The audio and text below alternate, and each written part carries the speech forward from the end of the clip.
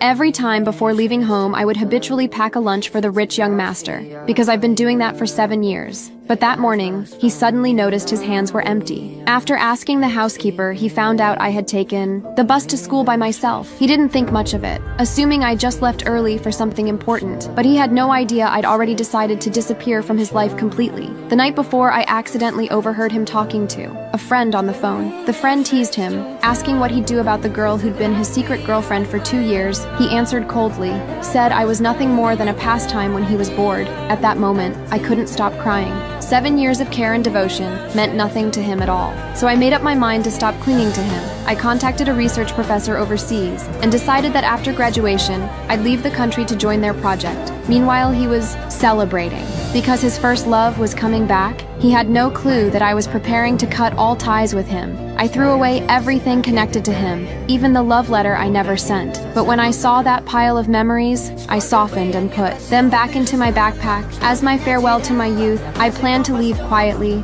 but just then, he and his first love showed up. She smiled with a smug expression, mocked me for taking care of him all these years, then invited me to join them for dinner. I wanted to refuse, but he insisted I come along just to impress her. When we sat at a small street stall, I realized he never disliked cheap food. He only looked down on me. The flirtatious way they spoke cut deep into my heart. I made an excuse to leave. But his first love tripped me on purpose. I fell hard, and all the things in my bag spilled out. She pretended to help me, but deliberately exposed that my bag was full of his old belongings. His friend even picked up my love letter and read it out loud in front of everyone. Seeing my humiliation, his first love smirked with satisfaction. He felt embarrassed too and yelled that I was disgusting, then tore my letter into pieces in front of everyone. As they all walked away, I finally gave up completely. From that day on, I started avoiding him on purpose, just waiting for the day I could go abroad. But he felt no guilt at all. He even asked me to help his first love write her thesis. Of course I refused, so he secretly logged into my computer and copied my paper for her.